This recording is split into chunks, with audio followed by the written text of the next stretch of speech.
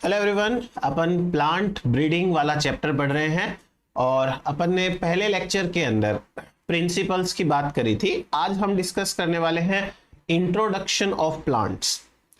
Introduction of plants का मतलब ये होता है कि किसी भी प्लांट को एक एरिया से दूसरे एरिया के अंदर लेके जाना।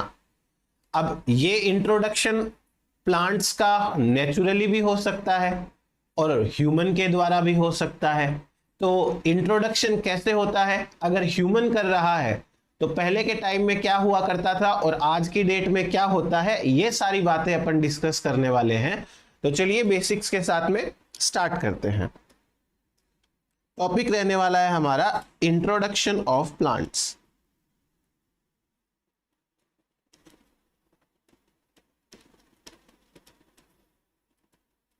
प्लांट्स का एक एरिया से दूसरे एरिया में जाना उनका इंट्रोडक्शन कहलाता है। नए एरिया के लिए वो प्लांट इंट्रोड्यूस हुए हैं। अब मैं आपको एक चीज बताता हूं, देखो क्या होता है। कभी भी किसी भी प्लांट के लिए अगर हम ब्रीडिंग के सेंस में बात कर रहे हैं तो हमारी सबसे बड़ी जरूरत यह होती है कि हमारे पास ऑप्शंस होने चाहिए। अगर ऐसा हुआ कि आप चाहते हो कि आप गेहूं की फसल में इंप्रूवमेंट करो और आपके पास में कोई ऑप्शन नहीं है, आपके पास में बेटर गेहूं की क्वालिटीज नहीं है, तो आप करोगे कैसे इंप्रूवमेंट? जितने भी दुनिया में गेहूं के प्लांट है, मान लो एक बार उन सभी प्लांट के पास में सेम ही कैरेक्टर है, तो आप इंप्रूव कैसे करोगे? इसलिए इंप्रूवमेंट के लिए क्या होना चाहिए? जेनेटिक डाइवर्सिटी होनी चाहिए, जेनेटिक वेरिएशंस होनी चाहिए, जेनेटिक वेराइटीज होनी चाहिए। आपको यह लगेगा कि अमेरिका के अंदर जो गेहूं है उसमें एक अच्छा कैरेक्टर है, श्रीलंका में जो गेहूं है उसमें एक अच्छा कैरेक्टर है, तो क्यों ना इन दोनों गेहूं के प्लांट के बीच क्रॉस कराया जाए। तभी तो हो सकता है एक ऐसा प्लांट बने जिसमें दो अच्छे कैरेक्टर एक साथ आ जाए। तो कुल मिलाकर के जेनेटिक वैरायटी या जेनेटिक वेरिएशंस कितने इंपॉर्टेंट है, वो चीज समझ में आई। तो अभी मैं आपको कुछ सिंपल चीजें एक्सप्लेन करता हूं। देखो होता क्या है कि प्लांट ब्रीडिंग के लिए, फॉर प्लांट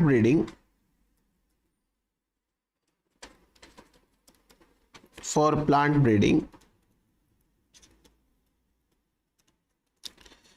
जेनेटिक वेरिएशंस होने चाहिए, genetic variations in plants.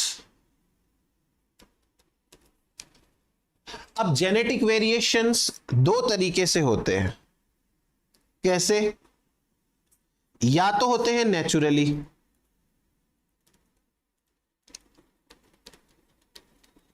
Natural genetic variation.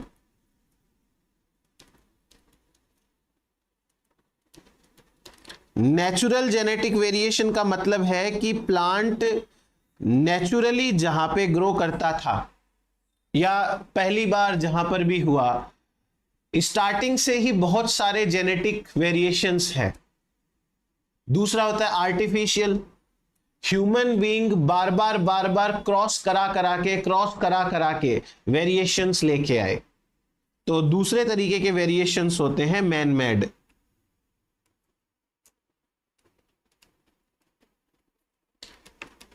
by repeated crosses,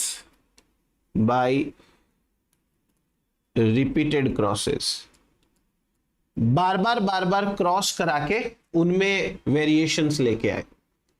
अब सपोज करो कि आपके पास में कोई ऐसी फसल है जिसके अंदर नेचुरल वेरिएशंस भी है और ह्यूमन ने भी वेरिएशंस क्रिएट किए हुए हैं।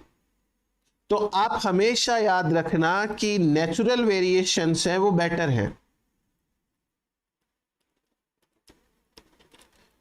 Better than artificial.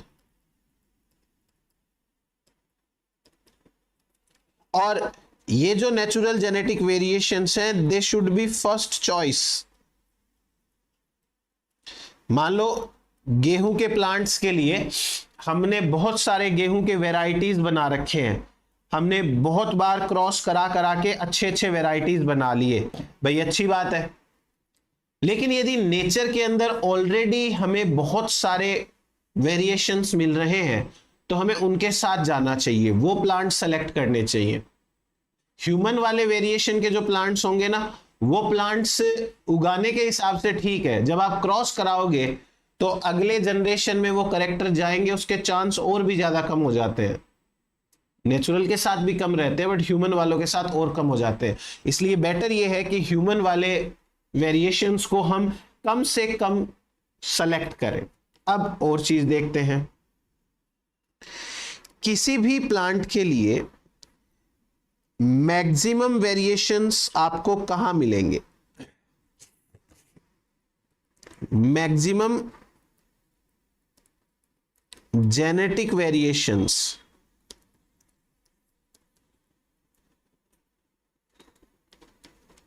Occur at, कहां मिलेंगे? जहां पर प्लांट का सेंटर ऑफ डाइवर्सिटी होता है। अब यहां से दो टर्म्स आते हैं, एक आता है सेंटर ऑफ ओरिजिन और एक आता है सेंटर ऑफ डाइवर्सिटी। तो मैं आपको दोनों एक्सप्लेन करूंगा। ज्यादातर वेरिएशन हमेशा सेंटर ऑफ डाइवर्सिटी पे मिलते हैं। अब सेंटर ऑफ डाइवर्सिटी और सेंटर ऑफ ओरिजिन क्या है वो चलिए मैं एक्सप्लेन कर देता हूं आपको। एक टर्म है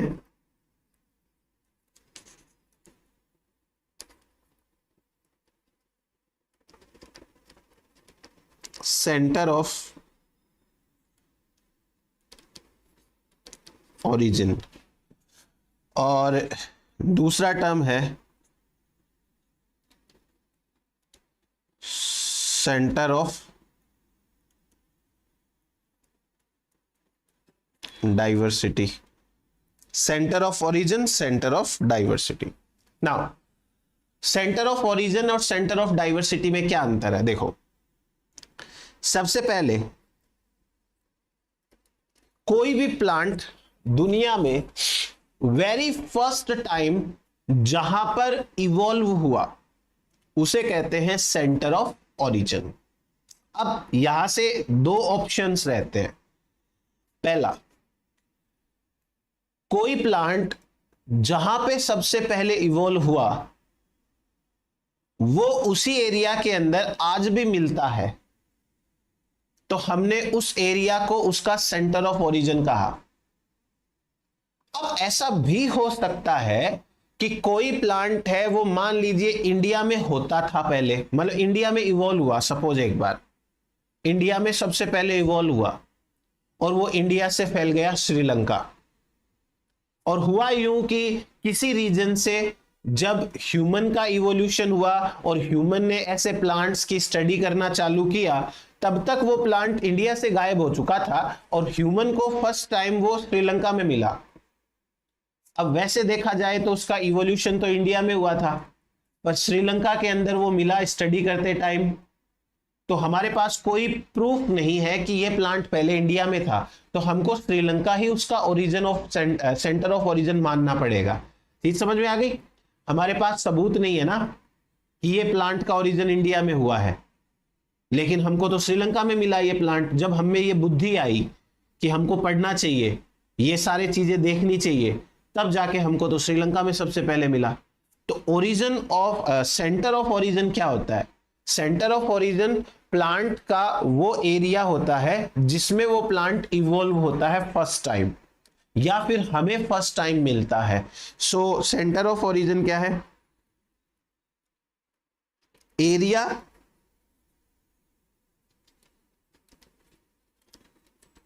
where a plant species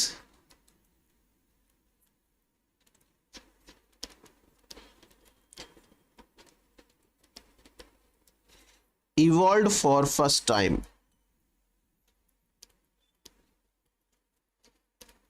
जहां सबसे पहली बार वो प्लांट स्पीसीज है इवॉल्व हुई, उसे हम कहते हैं सेंटर ऑफ ओरिजिन। और सेंटर ऑफ डाइवर्सिटी क्या होता है? जहां पे वो प्लांट स्पीसीज इवॉल्व हुई, हो सकता है वहां पर प्लांट्स जो मेंबर्स हैं उस स्पीसीज के, उनमें जेनेटिक वेरिएशंस बहुत सारे हैं। जैसे कोई फ्लावर वाला प्लांट है तो उसमें बहुत सारे कलर के फ्लावर्स हैं, उसमें बहुत सारे केमिकल्स मिलते हैं अलग अलग प्लांट्स के अंदर, उसी स्पीसीज के प्लांट्स में, तो उसे कहते हैं सेंटर ऑफ डाइवर्सिटी। ऐसा एरिया जिसमें जेनेटिकली डिफरेंट प्लांट्स मिलते हैं उस स्पीसीज के, उसे कहते हैं centre of diversity. Area where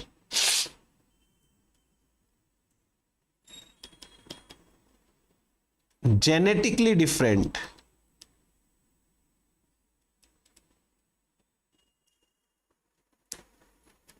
members of a plant species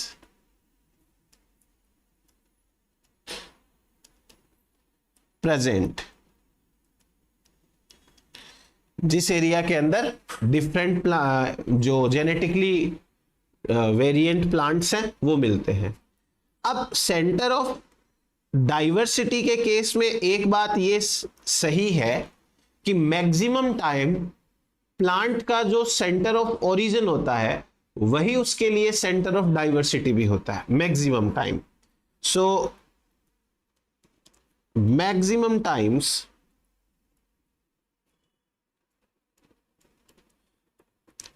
center of origin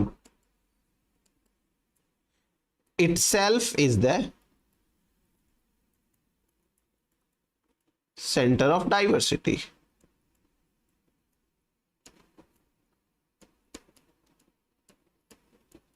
वही उसके लिए सेंटर ऑफ डाइवर्सिटी भी होता है। तो ये अपने पास में एक बार के लिए चीजें हुई। अब एक रशियन साइंटिस्ट थे जिनका नाम था N.I. वेविलोव। N.I. वेविलोव,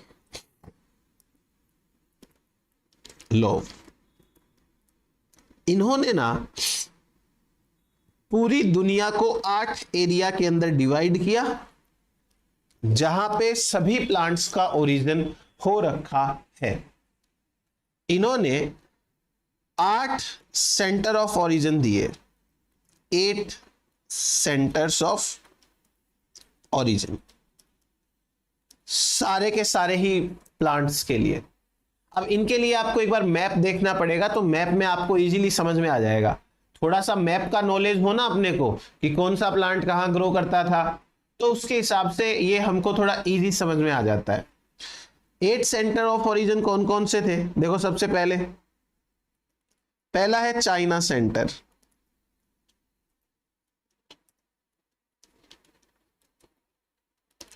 दूसरा है हिंदुस्तान सेंटर,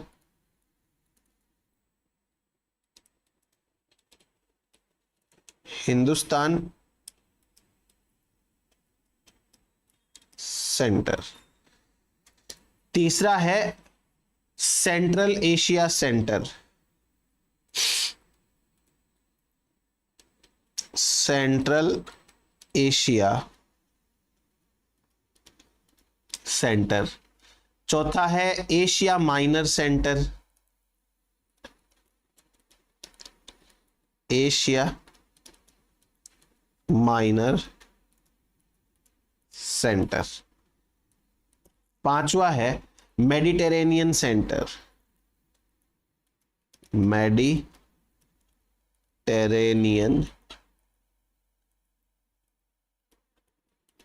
सेंटर, छठा है एबेशियन सेंटर,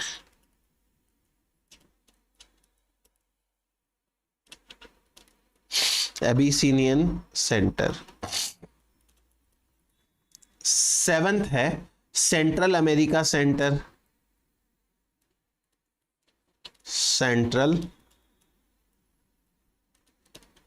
अमेरिका सेंटर, और फिर उसके बाद में लास्ट है south America centre, south America centre. तो ये है वेविलोव द्वारा दिए गए 8 सेंटर। देखो इनके नाम बहुत कम पूछे जाते हैं क्योंकि एग्जामिनर को पता है कि ऐसी चीजें याद करना बड़ी मुश्किल की बात है। तो ये जरूर पूछ सकते हैं कितने सेंटर दिए, तो 8 सेंटर दिए हैं, इतना तो याद आप करेंगे। तो ये हुआ। अब जो ओरिजिन ऑफ सेंटर होते हैं उन्हें फिर से 2 कैटेगरी के अंदर डिवाइड किया जाता है। एक होता है प्राइमरी सेंटर, एक होते हैं secondary centre.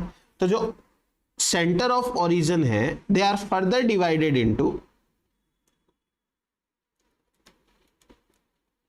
Centre of origins. इनको 2 कैटेगरी के अंदर डिवाइड करते हैं। पहला होता है प्राइमरी सेंटर्स,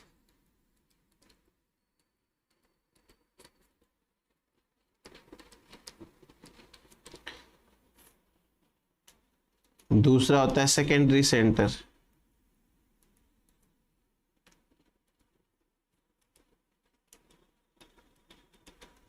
एक है प्राइमरी सेंटर, एक है सेकेंडरी सेंटर। अब प्राइमरी और सेकेंडरी सेंटर के अंदर क्या डिफरेंस होता है? प्राइमरी सेंटर हम उसे बोलेंगे जहां पर मैक्सिमम डाइवर्सिटी भी हो। मतलब सेंटर ऑफ ओरिजिन है, इसका मतलब यह हुआ कि यहां पे ओरिजिन तो हुआ है प्लांट का, इवोल्यूशन तो हुआ ही है, ये तो फिक्स है, पर यहां मैक्सिमम जेनेटिक डाइवर्सिटी भी है, तो उसी को हम कहते हैं प्राइमरी सेंटर। और सेकेंडरी सेंटर का मतलब यह हुआ प्लांट का इवोल्यूशन तो हुआ श्रीलंका में, लेकिन जब प्लांट इंडिया में आया किसी तरीके से, फिर इंडिया में आके उसमें जेनेटिकली डाइवर्सिटी आ गई, तो इंडिया उसका सेकेंडरी सेंटर ऑफ ओरिजिन माना जाएगा। तो प्राइमरी सेंटर कौन सा हुआ? प्राइमरी सेंटर का मतलब हो गया कि where origin and maximum genetic diversity occurs।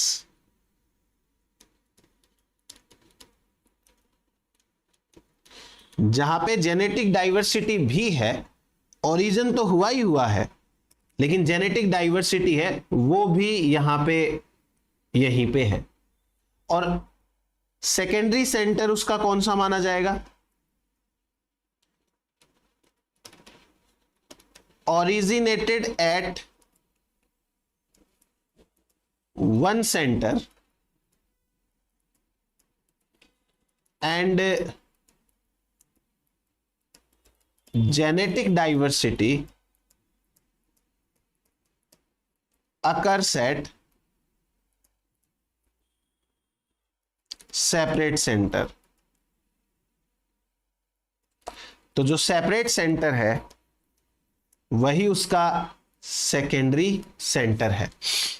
तो ये एक और चीज हो गई अपने पास में। नाउ वेविलोव ने एक छोटा सा कॉन्सेप्ट दिया था, एक थ्योरी दी थी इन्होंने, और उस थ्योरी का नाम है law of homologous series in variations.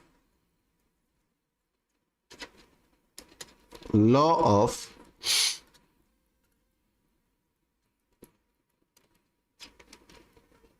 homologous series in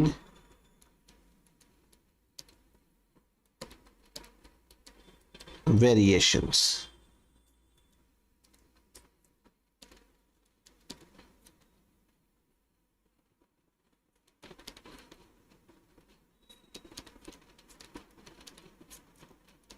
देखो ये किसने दिया? वेविलोव ने, गिवन बाय वेविलोव। अब ये क्या कहना चाह रहे हैं? होमोलोगस का मतलब क्या होता है? होमोलोगस का मतलब होता है ओरिजिन सेम, जिनका सेम ओरिजिन होता है पर उनके अंदर कुछ कैरेक्टर्स अलग आ जाते हैं, तो फंक्शन वो अलग करते हैं।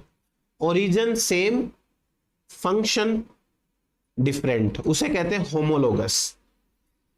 होमोलोगस सीरीज इन वेरिएशन, इसका मीनिंग क्या है? इसका मीनिंग यह है कि वेविलोव कहते हैं कि किसी स्पीसीज के अंदर यदि कोई करेक्टर है तो वो करेक्टर उसकी रिलेटेड स्पीसीज में भी होगा।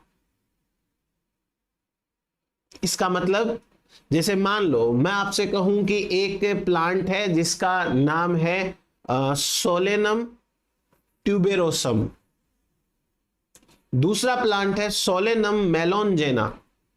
अब चूंकि इन दोनों प्लांट स्पीसीज का जीनस सेम है, तो जीनस सेम है तो इसका मतलब ये स्पीसीज है तो रिलेटेड स्पीसीज, इसलिए इन दोनों के अंदर कई सारे कैरेक्टर सेम मिलेंगे। बस यही है हमारा concept, law of homologous series in variation. क्या कहता है ये कॉन्सेप्ट हमारा, देखिए इसके अनुसार characters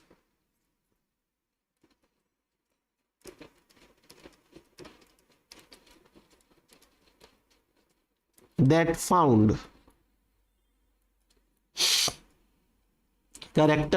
found in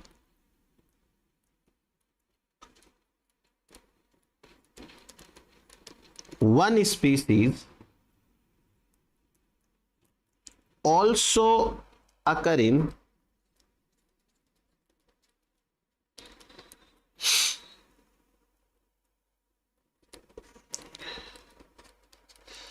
other related species।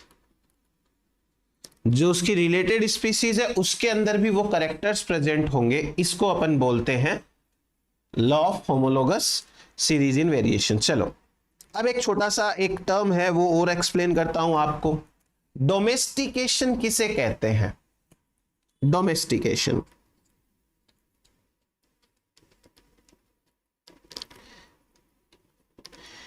Domestication का अगर मैं सिंपल मीनिंग बताऊं आपको, तो डोमेस्टिकेशन का मतलब होता है किसी जानवर को पालतू बनाना। कोई जानवर हैं जो वाइल्ड नेचर में रहते हैं और उनको धीरे धीरे करके ह्यूमंस अपने साथ रखना चालू करता है, तो बहुत सालों बाद में ऐसे उसी एनिमल के वैरायटी बन जाते हैं या स्पीसीज बन जाते हैं जो ह्यूमन के साथ आराम से रह लेते हैं, पालतू बन जाते हैं वो।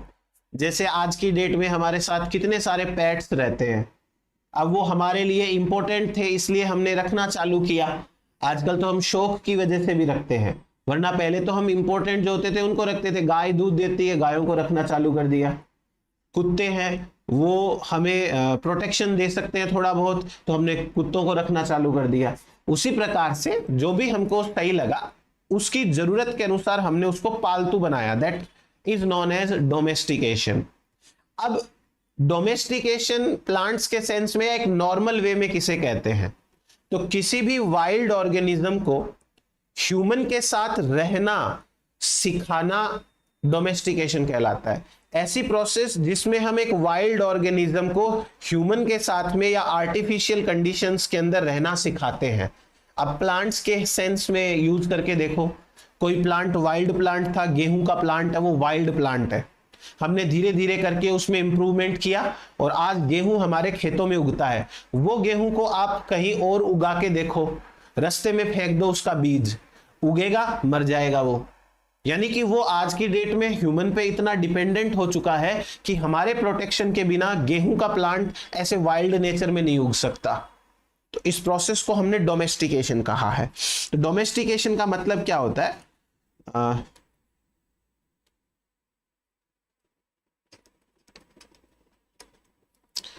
प्रोसेस ऑफ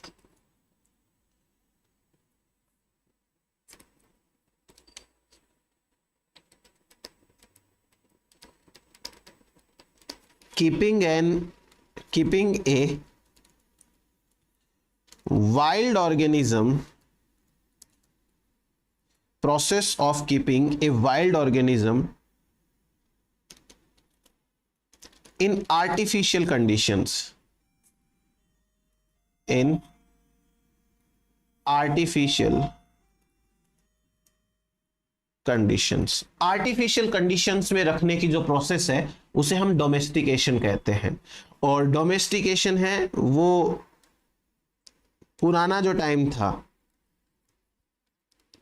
ओल्ड टाइम, तो ओल्ड टाइम के अंदर डोमेस्टिकेशन है वो ह्यूमन अपने इकोनॉमिकली इंपॉर्टेंट ऑर्गेनिजम्स का ही करता था ओल्ड टाइम में, for economically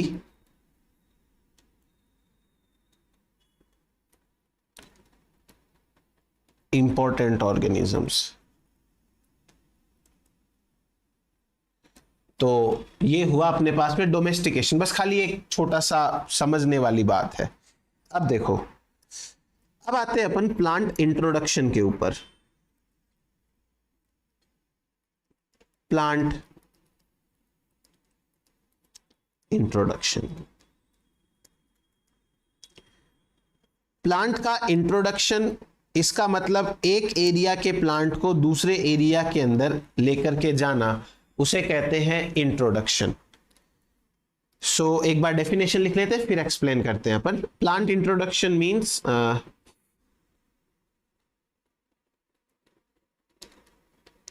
taking a plant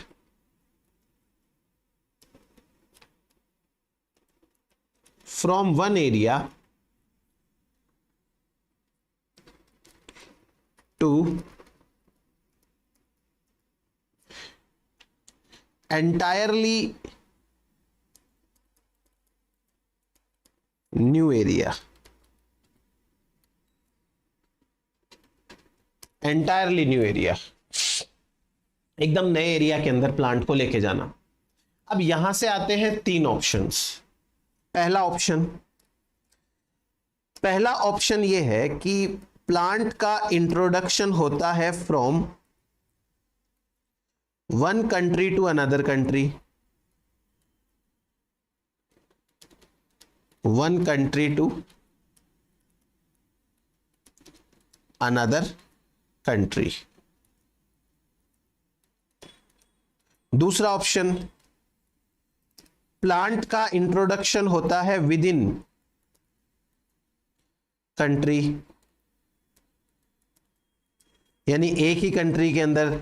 let suppose कि पहले जो गन्ना था वो साउथ के अंदर ही होता था, नॉर्थ इंडिया के अंदर गन्ना होता ही नहीं था। फिर हमने क्या किया भाई, नॉर्थ इंडिया के अंदर गन्ने को इंट्रोड्यूस कराया, तो हमने अपनी ही कंट्री से ऐसा कर लिया, तो ये हो गया विद इन कंट्री। अभी इनके अंदर एक एक वर्ड है, मैं आपको एक्सप्लेन करके लिख दूंगा। और तीसरा ऑप्शन होता है from wild to human management, यानी कि एक ऐसा टाइम आया जबकि वाइल्ड प्लांट था एक, और उस प्लांट का ह्यूमन को पता चला ये तो बहुत काम का प्लांट है, तो उसको उसने अपने साथ रखना चालू किया। ये तीन तरीके के इंट्रोडक्शन होते हैं।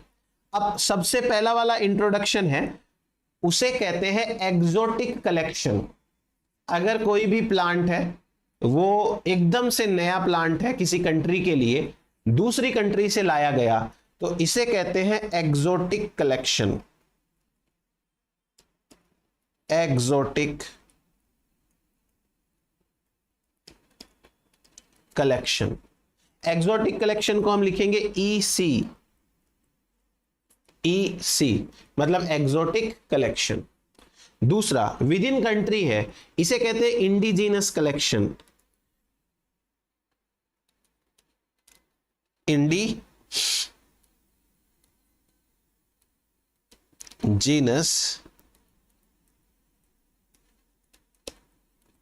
Collection, IC, indigenous collection. अब तीसरा जो है इसे कहते हैं introduction from wild, wild nature से इंट्रोडक्शन करना, इसको IW बोलते हैं। तो ये तीन तरीके के इंट्रोडक्शंस होते हैं। इंट्रोडक्शन फ्रॉम वाइल्ड, ये हो गया अपने पास में, क्लियर। अब एक और चीज समझाता हूं आपको, देखो प्लांट इंट्रोडक्शन दो टाइप का होता है, एक होता है प्राइमरी, एक होता है सेकेंडरी। पहले लिख लेते हैं फिर समझाता हूं। देखो प्राइमरी और सेकेंडरी क्या होता है।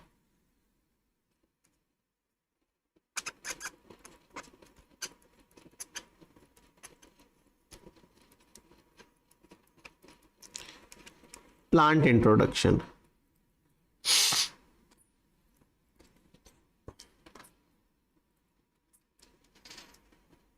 पहला,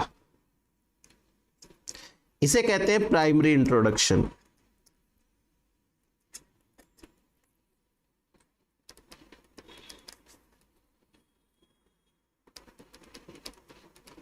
दूसरा, इसे कहते हैं सेकेंडरी इंट्रोडक्शन।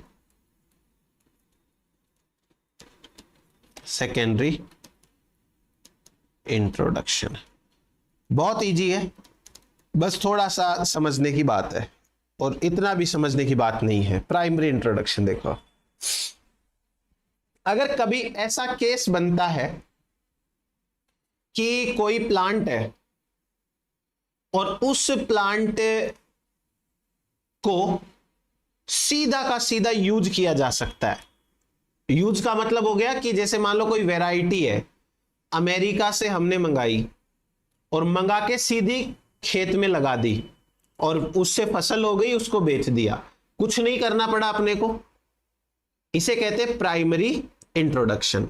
सेकेंडरी का मतलब, सेकेंडरी का मतलब जब हमें ऐसा करना पड़े कि हम कोई वैरायटी मंगाए, उसमें फिर हम और चेंजेस करें कि नहीं भाई पहले इसको मतलब सीधे इसको यूज नहीं कर सकते हैं, पहले इसको क्रॉस कराएंगे, जब ये बहुत अच्छे से क्रॉस करके इंप्रूव हो जाएगी तब उसको खेतों में यूज करेंगे, उसे कहते हैं सेकेंडरी इंट्रोडक्शन। तो प्राइमरी इंट्रोडक्शन का मतलब क्या हुआ,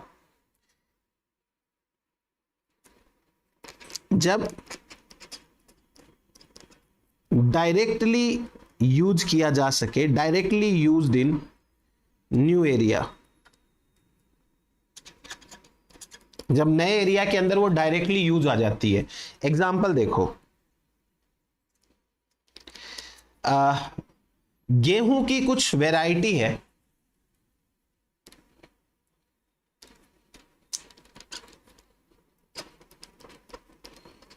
मैक्सिको में गेहूं की वैरायटी है लेरमा रोजा, लेरमा रोजा, और एक वैरायटी का नाम है सोनोरा 64, सोनोरा 64। ये दोनों ही वैरायटी किसकी है, वीट की है, गेहूं की, वीट। अब अर्ली 1960s के आसपास की बात है, 1960s के आसपास की, ये वैरायटीज इंडिया से मैक्सिको से इंडिया लाई गई, और इंडिया लाने के बाद में इनको डायरेक्टली यूज किया गया in the field, directly in खेत, फील्ड के अंदर डायरेक्टली उगा दिया कि चलो रेडी है ये चीज, उगा दो। तो इसे हम कहते हैं प्राइमरी इंट्रोडक्शन। सेकेंडरी इंट्रोडक्शन, इसका मतलब क्या हुआ, सेकेंडरी इंट्रोडक्शन का मतलब है कि पहले उसका हमें मॉडिफिकेशन करना पड़ेगा,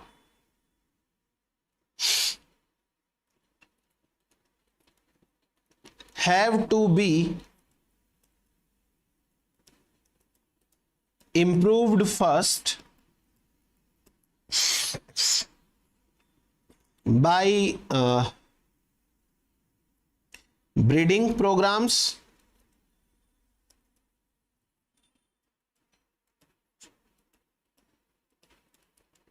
and then used in field। तो ये हुआ अपने पास में कि भाई इनका सेकेंडरी है, वो हमको इंट्रोडक्शन करना पड़ेगा, क्योंकि सेकेंडरी इंट्रोडक्शन के अंदर पहले इनको इंप्रूव करना पड़ेगा। जैसे वीट के अंदर एक वैरायटी आई थी कल्याण सोना,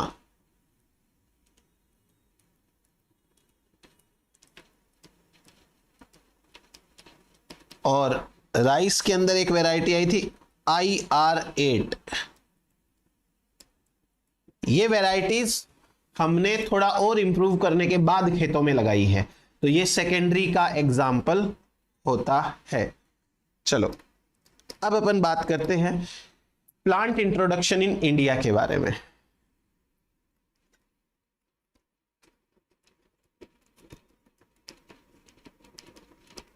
plant introduction in India.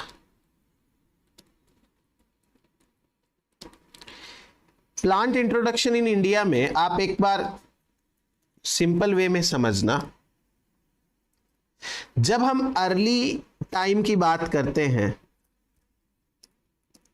Starting के टाइम की, तो स्टार्टिंग में कोई ऐसी ऑर्गेनाइजेशन तो होती नहीं थी।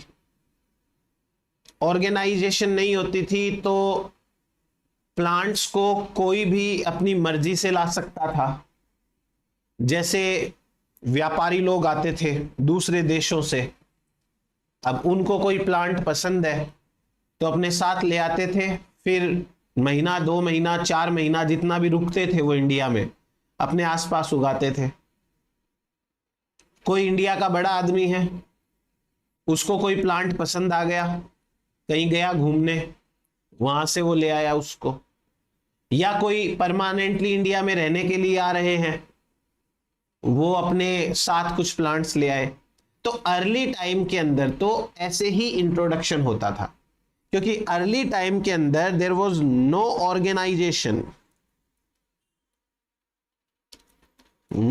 Organisation, for monitoring.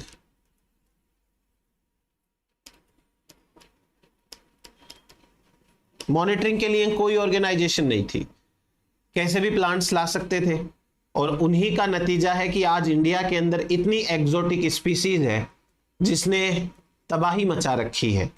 नाम सुन रखे होंगे आपने, पार्थेनियम, कैरेट ग्रास, लेंटाना, उसके अलावा जलकुंभी जिसको बोलते हैं, आइकोर्निया, वाटर हाइसिंथ जिसको बोलते हैं। तो ऐसे बहुत सारे प्लांट्स भरे पड़े हैं। अब धीरे धीरे समय के साथ में क्या हुआ कि इन प्लांट्स को कंट्रोल करने के लिए जब पता चला कि एग्जोटिक प्लांट्स हमारे इंडिजिनस प्लांट्स को नुकसान पहुंचाते हैं, जब ये पता चला कि बाहर से आने वाले प्लांट्स है वो इंडियन प्लांट्स के लिए अच्छे प्लांट्स नहीं हैं, तो फिर कंट्रोल करना जरूरी हो गया। कंट्रोल करना जरूरी हो गया तो क्या किया जाए, तो फिर ऑर्गेनाइजेशन बनाई जानी चाहिए। अब वो ऑर्गेनाइजेशन कैसे बनती है, देखो बात है 1946 की। 1946 के अंदर एक ऑर्गेनाइजेशन बनी जिसका नाम है इंडियन इंस्टीट्यूट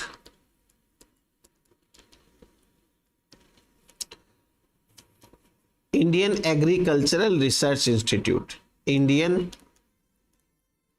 एग्रीकल्चरल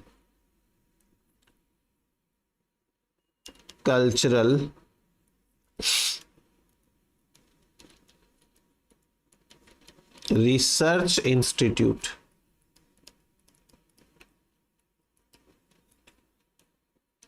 IARI, ठीक है, ये न्यू दिल्ली के अंदर इस्टेब्लिश करी गई। ये जो इंस्टीट्यूट है इसे इस्टेब्लिश किया गया था as a plant introduction division. Plant introduction division. इसे इसलिए इस्टेब्लिश किया गया था कि भाई इसका काम है ये ध्यान रखेगी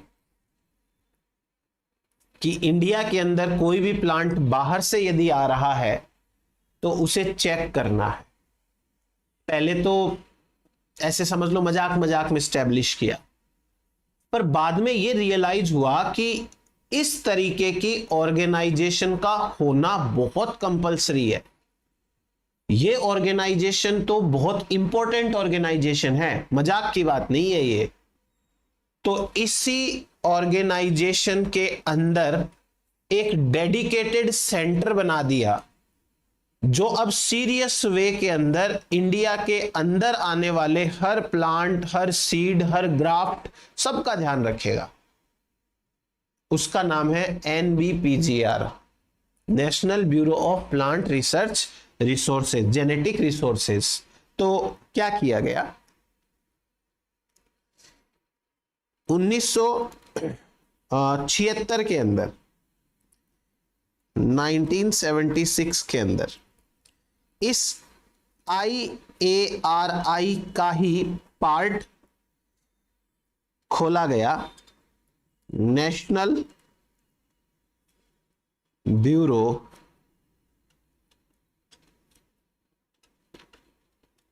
of plant genetic resources, NBPGR। NBPGR खोला गया, कहां खोला गया? With in the campus of, with in the campus of IARI। IARI के कैंपस के अंदर ही जो है वो ये सेंटर खोला गया। अब इंडिया के अंदर आज की डेट में बहुत सारी एजेंसीज भी हैं। ये तो मेन सेंटर है, लेकिन बहुत सारी एजेंसीज भी खुल चुकी हैं। Agencies of plant introduction,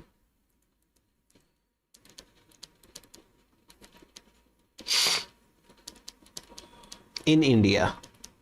agencies का मतलब क्या है? एजेंसीज का मतलब यह है कि अब आप खुद सोचो, नॉर्मल वे में एजेंसी किसे कहते हैं अपन? कोई मान लो कि किसी भी चीज को बेचने के लिए कोई एक ब्रांड है, वो स्टार्ट हुआ और वो बहुत ज्यादा बड़ा बन गया और उससे या तो अब हैंडल नहीं हो रहा है या फिर वो चाहता है कि वो और जगह पे फैले, तो अपनी एजेंसीज देना चालू कर देगा। नॉर्मली जैसे कोई डी मार्ट है, आपने डी मार्ट का नाम सबने सुन रखा होगा, या मान लीजिए कोई ओला उबर इस तरीके की है, या कोचिंग इंडस्ट्रीज के अंदर भी बहुत सारी कोचिंग्स ऐसी है जो अपनी एजेंसी, फ्रेंचाइजी जिसको बोल सकते हो आप, वो दे देती है लोगों को। सिमिलरली एक लेवल ऐसा आया जब हमें यह पता चला कि जो IARI है ये अकेला हर तरीके के प्लांट मटेरियल को नहीं हैंडल कर सकता, तो IARI ने डेडिकेटेड सेंटर खोला, NBPGR। फिर पता चला कि भाई NBPGR भी हर तरीके के काम नहीं करेगा। हर तरीके के काम का मतलब, जैसे मान लो सीड आ गया, जैसे मान लो ग्राफ्ट आ गया छोटा सा, जैसे मान लो पूरा प्लांट आ गया, या मान लो जीन्स आए हैं, या मान लीजिए कोई कल्चरल सेल्स आई है, तो NBPGR ने डिसाइड किया कि भाई अब इंडिया के अंदर जगह जगह पर हम अपने सेंटर्स स्टैब्लिश करेंगे या एजेंसीज खोल लेंगे ताकि हम कुछ काम उनको दे सके। जैसे कि एजेंसीज के अंदर आपको एक फेमस नाम मिलेगा, इंडियन फॉरेस्ट रिसर्च इंस्टीट्यूट।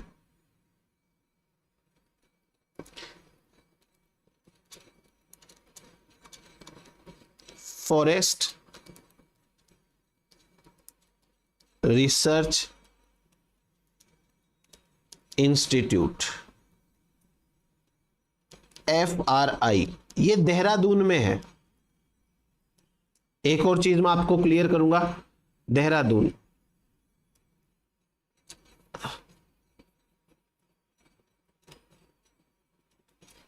मैं ये कह रहा हूं कि जब NBPGR से सारा काम अकेले नहीं संभला तो इन्होंने अपना काम डिस्ट्रीब्यूट किया। मैं ये नहीं कह रहा हूं कि फॉरेस्ट रिसर्च इंस्टीट्यूट NBPGR ने खोली है, पहले से खुली हुई थी वो। NBPGR ने उनके साथ में समझौता करके उनको काम बांट दिया। जैसे ये फॉरेस्ट है ना, मतलब फॉरेस्ट रिसर्च इंस्टीट्यूट है, तो इस इंस्टीट्यूट का काम क्या है? इसका काम ये है कि ये प्लांट्स के जर्म प्लाज्म को कंट्रोल करती है। ये क्या करती है?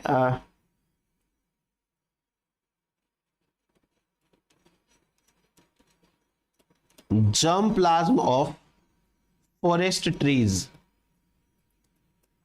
फॉरेस्ट में उगाने वाले जो प्लांट्स होते हैं उनके जर्म प्लाज्म को कंट्रोल करती है। जैसे बॉटनिकल सर्वे ऑफ इंडिया है,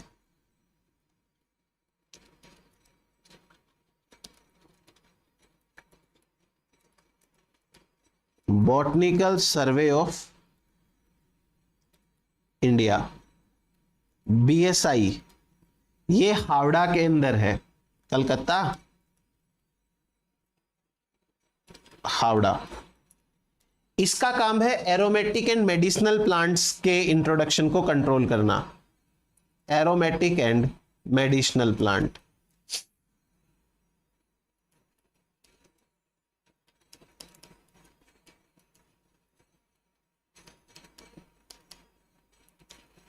एरोमेटिक एंड मेडिसिनल प्लांट्स के इंट्रोडक्शन को कंट्रोल करना। जैसे एक सेंट्रल राइस रिसर्च इंस्टीट्यूट है,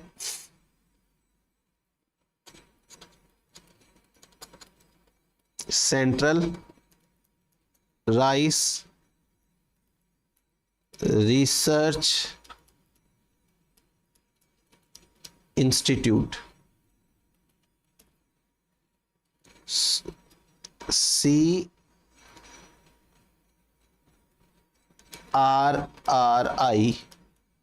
ये कटक के अंदर है।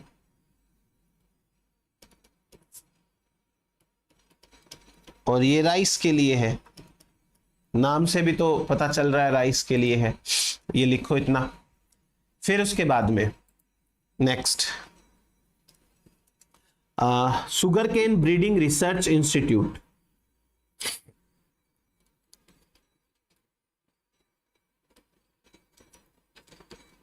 Sugar cane breeding research institute,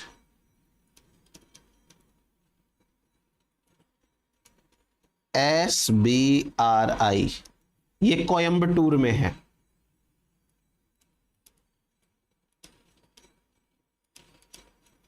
ये शुगर केन के लिए है, ऑब्वियस सी बात है, ये शुगर केन के लिए है। फिर उसके बाद में जो नेक्स्ट है वो है सेंट्रल पोटैटो रिसर्च इंस्टीट्यूट,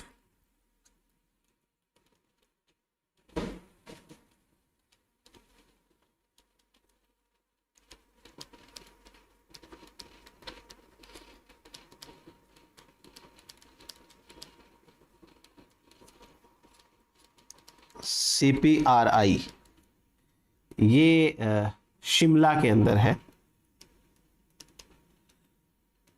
और ऑब्वियस सी बात है ये पोटैटो के लिए है। देन उसके बाद में central plantation crop research institute,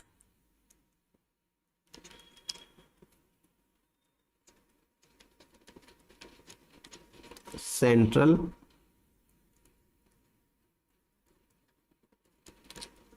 plantation crop research institute, ये है केसरागोड, साउथ इंडिया के अंदर है, कोकोनट के लिए है ये, कोकोनट। और central tobacco research institute, central tobacco research institute, tobacco वाली है राजा मुंद्री, राजा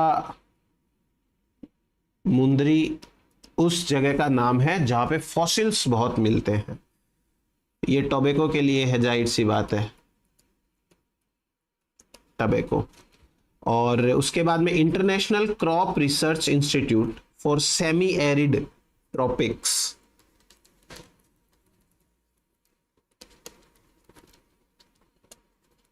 international crop research institute for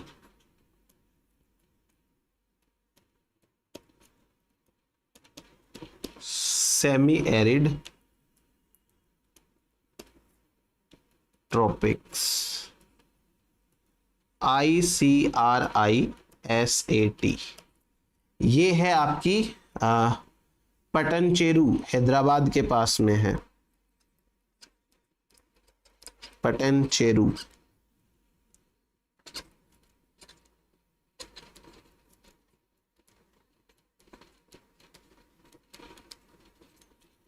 Hyderabad. ये है फॉर पिजन पी, चिक पी, ग्राउंड नट एटसेट्रा। इन सब के लिए ये रिसर्च इंस्टीट्यूट यहाँ पे है। तो ये इस तरीके की इंस्टीट्यूट्स हैं जो एजेंसीज का काम करती है और इंडिया के अंदर बहुत सारे मटेरियल को कंट्रोल करती है जो बाहर से आता है। अब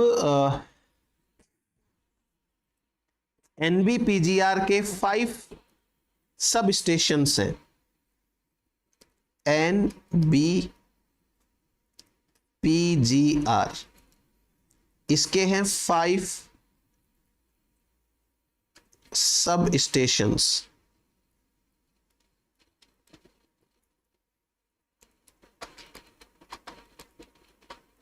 देखिए कौन कौन से 5 सब स्टेशन से बात करते। पहला जो है वो है शिमला के अंदर, शिमला हिमाचल प्रदेश HP। दूसरा है जोधपुर के अंदर, राजस्थान। तीसरा है कन्याकुमारी।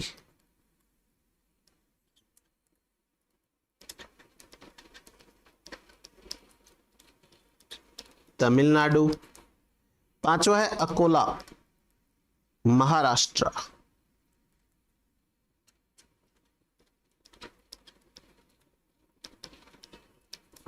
और पांचवा है शिलोंग,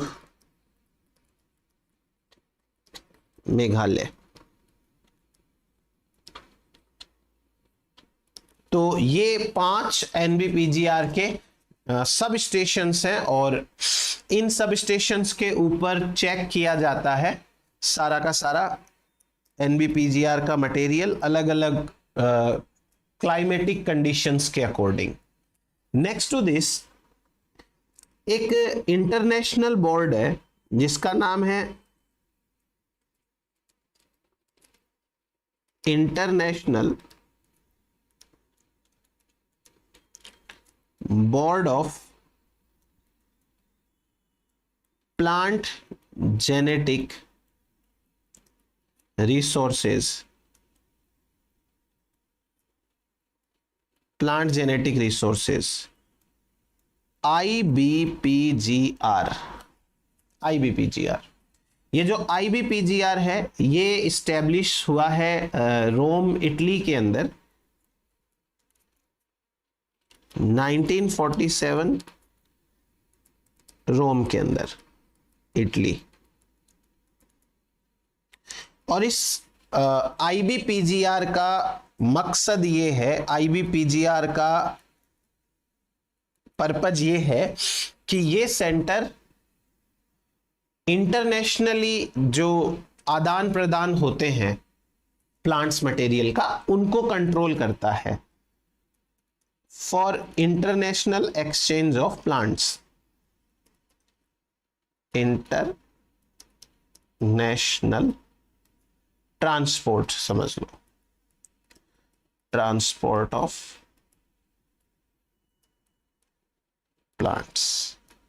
तो ये एक बार के लिए एक चीज हो गई। अभी अपन ऑब्जेक्टिव समझते हैं, क्या क्या मकसद है प्लांट इंट्रोडक्शन के लिए, क्यों किया जाता है प्लांट इंट्रोडक्शन, अभी बताता हूं मैं आपको। ऑब्जेक्टिव्स की बात करते हैं। देखो समझने की बात है ये, यहां से क्या क्वेश्चन आएगा, आपसे कोई ये पूछे कि बताओ हम बाहर से नया प्लांट क्यों लाना चाहते हैं, तो जाहिर सी बात है 2-4 मकसद होंगे और उनके ऊपर वो पता ही आपको पढ़ के याद आ जाएगा या समझ में आ जाएगा कि अच्छा हाँ ये बात हो सकती है। ये तो एक टॉपिक का रहता है कि भाई चीजें पढ़नी है। Objectives of plant introduction.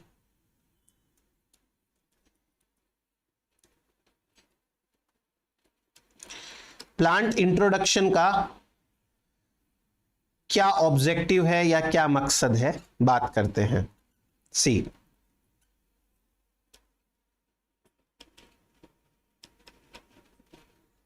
पहला मकसद यह है कि हम क्रॉप में इंप्रूवमेंट लाना चाहते हैं, इसलिए हमने ऐसे क्रॉप्स मंगाए हैं जिनका क्रॉस करा के हम अपनी क्रॉप को इंप्रूव कर लेंगे। तो एक तो हो गया ये क्रॉप इंप्रूवमेंट, यानी कि सेकेंडरी इंट्रोडक्शन की बात हो रही है। दूसरा मकसद यह है कि डायरेक्ट यूज लेना है अपने को, direct use as new crop variety, नई वैरायटी के रूप में सीधा सीधा यूज लेना है। हमको ऑर्नामेंट्स के लिए यूज लेना है, यूज एज ऑर्नामेंट्स,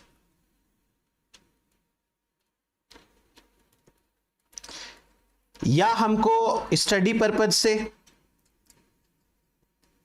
मंगाने हैं प्लांट्स को, स्टडी पर्पज। और ऐसा भी हो सकता है कि हमें न्यू क्रॉप के लिए सीधे सीधे मंगाने हैं प्लांट्स। सेकंड पॉइंट और फिफ्थ पॉइंट में अंतर है, वो वैरायटी है और एक ही एक क्रॉप है। तो ये ऑब्जेक्टिव्स हो सकते हैं। अब उसके बाद में प्रोसीजर क्या है मंगाने का, तो प्रोसीजर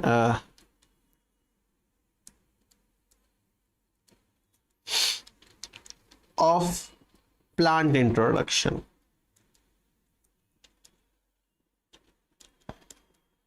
प्रोसीजर का मीनिंग क्या है? ऐसा थोड़ी है कि आपने कोई अमेजोन फ्लिपकार्ट खोला और वहां से आपने विदेश से प्लांट्स ऑर्डर कर दिए और वो आपके पास आ जाएंगे। नहीं, देखो पहले मैं सारा समझा देता हूं एंड देन उसके बाद में मैं आपको एक साथ लिख के दिखा दूंगा सारी चीजें क्या है कैसे है। First of all let's suppose कि आपको एक प्लांट मंगाना है, ठीक है, जो इंडिया के अंदर अवेलेबल नहीं है, या आपको लीगल तरीके से कोई क्रॉप है, वो क्रॉप के लिए कोई सीड मंगाने हैं, कुछ भी ऐसा हो सकता है जो आपको मंगाना है। अब आपको सबसे पहले एनबीपीजीआर के अंदर अप्लाई करना पड़ेगा। एनबीपीजीआर, तो एनबीपीजीआर पहले अपने ही कलेक्शन के अंदर देखेगी कि क्या वो मटेरियल उनके पास में है। अगर उनके पास में वो मटेरियल है तो वो आपको भेज देंगे। ये हो गया इंडिजीनस इंट्रोडक्शन एक ही कंट्री में। मान लो कि उनके पास में वो कलेक्शन नहीं है, तो वो कोशिश करेंगे कि क्या वो आपको बना के दे सकते हैं। लेट्स सपोज आपको एक हाइब्रिड वैरायटी चाहिए, तो वो कोशिश करेंगे कि ये हाइब्रिड वैरायटी हम ही बना के दे दें क्रॉस करा करू के। एक अटेम्प्ट वो भी करते हैं। अगर उनको लगता है कि नहीं ये तो बाहर से मंगाना पड़ेगा, तो जो आप ऑर्डर करते हैं उस ऑर्डर को वो अपने लेवल के ऊपर बाहर देखते हैं कि कौन सी कंट्री से मिल सकता है, वहां पर ऑर्डर करते हैं। वो लोग एनबीपीजीआर को भेजते हैं। अब एनबीपीजीआर के पास में जब आपका प्लांट या आपके प्लांट का कोई मटेरियल आ जाता है, तो पहले एनबीपीजीआर उसे खुद अपने लेवल पे इवेल्युएट करती है। वो देखती है कि ये मटेरियल में कोई डिजीज तो नहीं है, ये मटेरियल हमारे नेटिव प्लांट्स के लिए कोई खतरा तो नहीं बन रहा, कहीं इसके अंदर कोई ऐसा केमिकल वेमिकल तो नहीं है कि जिससे हमारे प्लांट्स को नुकसान हो जाए, कहीं इस प्लांट के अंदर कोई ऐसा प्रॉपर्टी, ऐसा जीन तो नहीं है जिससे कि हमारे यहाँ के एनिमल्स हैं, हमारा इकोसिस्टम खराब हो जाए। जब पूरी तरीके से NBPGR सेटिस्फाई हो जाएगी कि हाँ आपका प्लांट एकदम से क्लीन है, कोई दिक्कत नहीं है, तब जाकर के वो आपको वो प्लांट हैंड ओवर करेगी। और उससे पहले वो अपने रिकॉर्ड पर्पज के लिए, वो तो पता ही आपको कि आप किसी दुकान से सामान लाने जाते हो तो दुकानदार भी हर एक सामान का रिकॉर्ड करता है कि भाई ये बिक गया है, इतनी क्वांटिटी बिकी है, वो तो करेगी वो। तो ये एक पूरा प्रोसीजर होता है। तो अब मैं आपको थोड़ा थोड़ा लिख के समझा देता हूं। देखो, किसी भी प्लांट मटेरियल को मंगाना है तो उसके लिए आपको प्रोक्योरमेंट करना पड़ेगा। Procurement,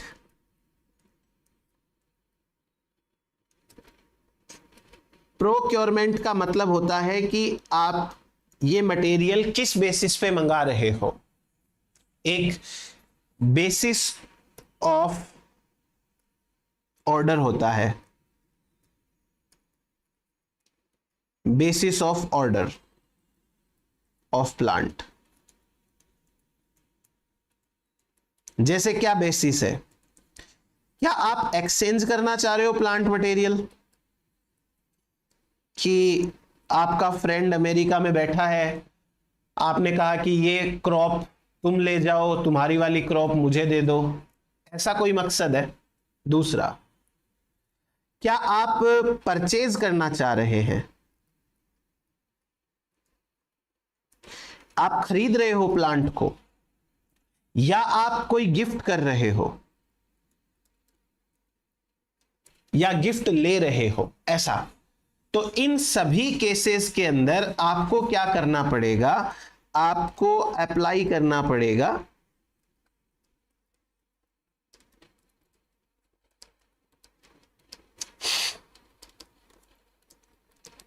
NBPGR। अब यदि आपने यहां पे अप्लाई किया है तो NBPGR अपने लेवल के ऊपर उस प्लांट को चेक करेगी।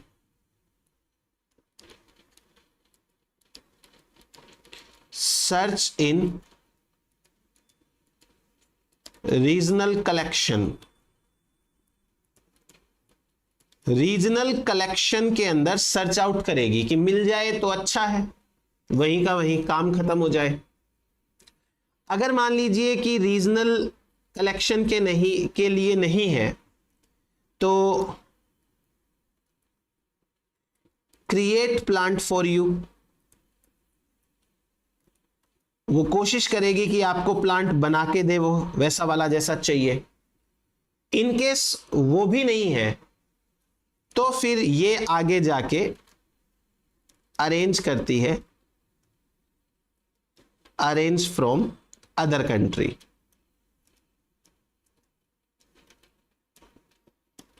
और ये भी चीज याद रखना कि आप जो प्लांट मंगा रहे हो उसका एक क्लियर पर्पज मेंशन रहना चाहिए।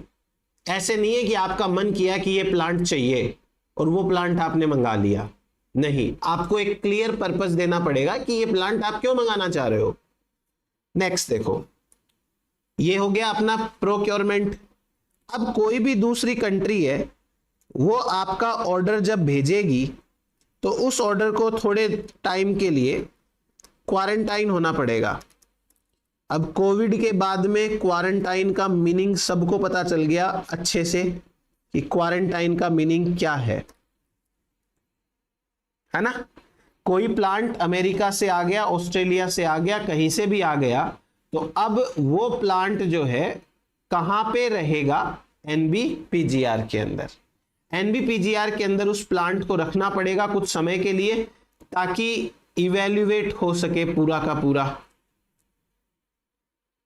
Quarantine in NBPGR for evaluation, evaluation के लिए करना पड़ेगा। जब NBPGR फुल्ली सेटिस्फाइड है आपके प्लांट मटेरियल से कि कोई दिक्कत गड़बड़ नहीं है, तो NBPGR कैटलॉगिंग करती है। कैटलॉगिंग,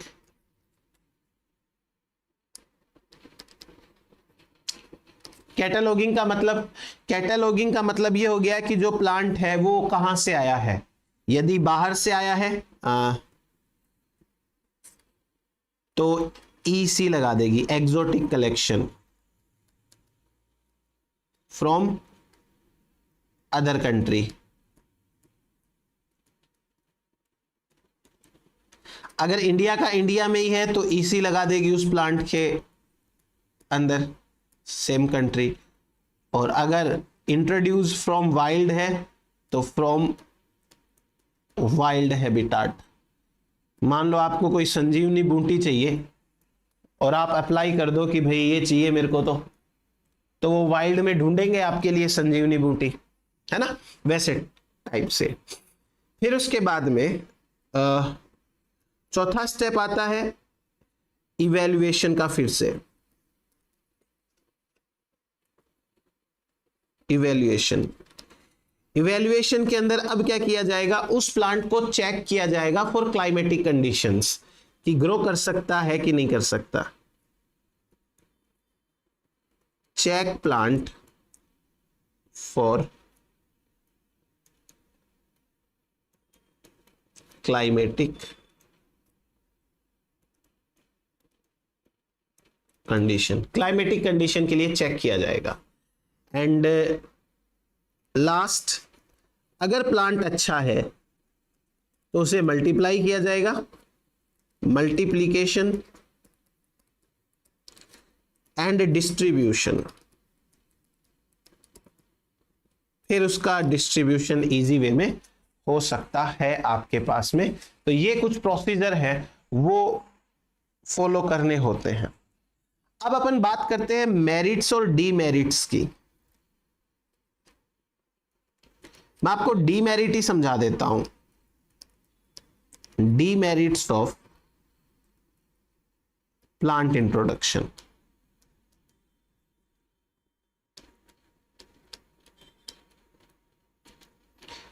क्योंकि मेरिट्स तो सिंपल है, सिंपल इन द सेंस आपने बाहर से प्लांट मंगाया, बताओ क्या फायदा हुआ आपका। तो जाहिर सी बात है, बाहर से प्लांट मंगाया है तो उसका फायदा ये है कि भाई वो प्लांट से हमें अच्छा क्रॉप मिल सकता है, नई वैरायटी मिल सकती है, नई मेडिसिन मिल सकती है।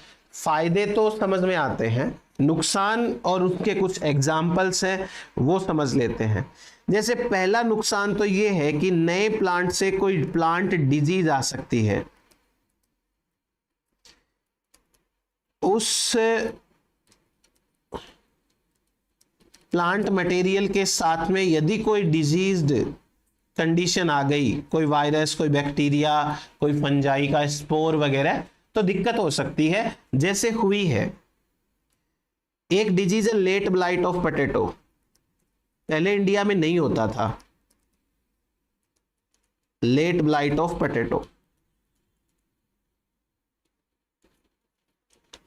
पोटैटो, ये डिजीज आई है फ्रॉम यूरोप 1883 के अंदर।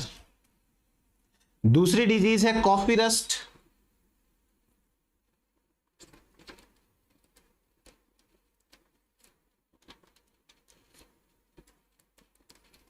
तीसरी डिजीज है बंची टॉप ऑफ बनाना। ये दोनों की दोनों डिजीज आई हैं फ्रॉम सिलोन। अभी श्रीलंका के अंदर है ये सिलोन। तो ये हुआ अपने पास में। अच्छा, कॉफी रस्ट वाली डिजीज है वो आई थी 1876 के अंदर, और ये बनाना वाली डिजीज है वो 1940 के अंदर। पहले अपने यहाँ नहीं होती थी ये। तो ऐसे करके कुछ डिजीजेस भी आ सकती है। फिर और क्या डीमेरिट है, पेस्ट इंट्रोडक्शन, कोई कीड़ा आ जाए साथ में,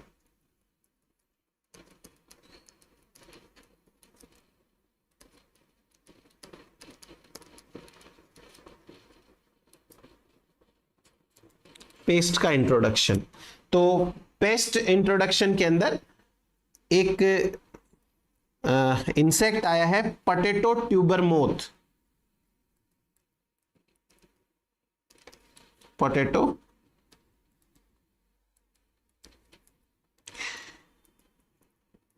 ट्यूबर मोथ, ये आया from Italy.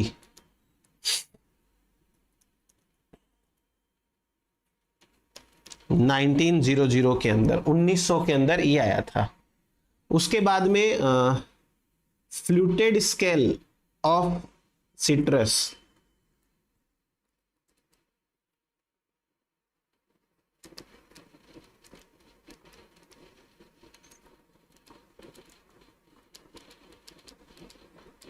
Fluted scale of citrus, ये आया ऑस्ट्रेलिया से, from Australia through Ceylon, from Australia through Ceylon, पहले सिलोन के अंदर,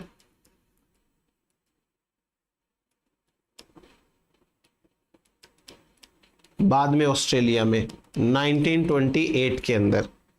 वूली एफिड, ये आ सकता है एग्जाम के अंदर, है ना, तो थोड़ा सा खुद को समझा के याद कर लेना। वूली एफिड्स ऑफ एप्पल, ये आया फ्रॉम एक्सोटिक, दे नहीं रखा, एक पर्टिकुलर नाम नहीं दे रखा, ये नॉर्दर्न इंडिया के अंदर आया, नॉर्थ इंडिया। एक्सोटिक एसेशन लिख रखा है तो कोई नाम तो है नहीं, नॉर्थ इंडिया। ठीक है, चलो ये हो गया। कई सारे वीड्स भी तो आए हैं, वीड इंट्रोडक्शन, खरपतवार आई है,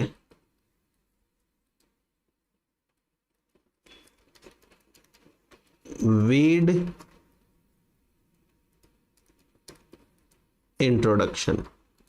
तो वीड इंट्रोडक्शन में जैसे कैरेट ग्रास है, parthenium, carrot grass, Phalaris mirror, Phalaris mirror, इसका नाम है गुल्ली डंडा, गुल्ली डंडा, मैंने नहीं देखा ये।